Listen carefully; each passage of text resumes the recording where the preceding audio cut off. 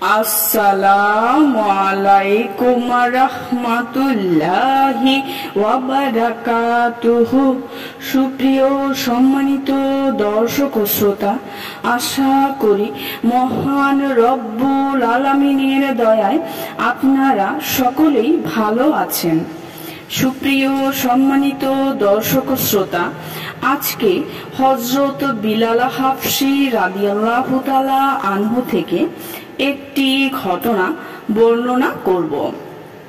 ঘটনার শিরোনাম হচ্ছে ভালোবাসা যন্ত্রণা দেয়। প্রিয় দর্শক শ্রোতাবৃন্দ, আপনাদের নিকট অনুরোধ থাকবে ঘটনাটি শেষ পর্যন্ত শোনার। হযরত আব্দুল্লাহ ইবনে মাসউদ রাদিয়াল্লাহু তাআলা আনহু বর্ণনা করেন যে সর্বপ্রথম ইসলাম গ্রহণকারী 7 ব্যক্তি নবীজি সাল্লাল্লাহু আলাইহি ওয়াসাল্লাম, হযরত আবু বকর, হযরত আম্মার ও তার মাতা হযরত সুমাইয়া, হযরত সুহাইব, হযরত বিলাল ও হযরত মিকদাদ রাদিয়াল্লাহু তাআলা আনহুম।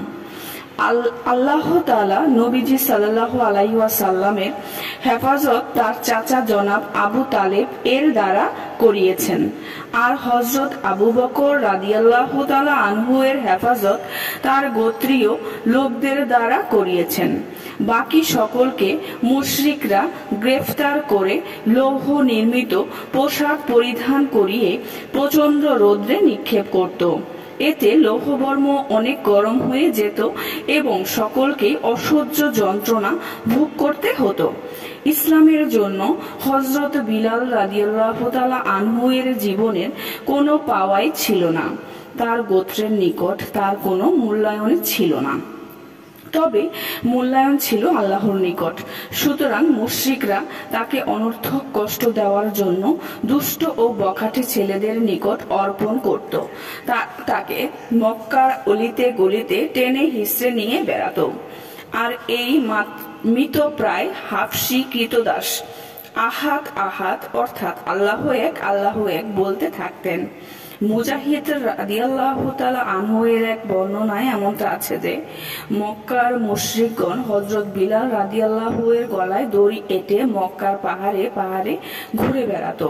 সুপ্রিয় সম্মানিত দর্শক ও শ্রোতা, আজকের ঘটনাটি এই পর্যন্তই। ঘটনাটি যদি ভালো লেগে থাকে অবশ্যই চ্যানেলটি সাবস্ক্রাইব করবেন, লাইক করবেন, কমেন্ট করবেন এবং বেশি বেশি শেয়ার করে দিবেন। সবাই ভালো থাকবেন। আল্লাহ হাফেজ।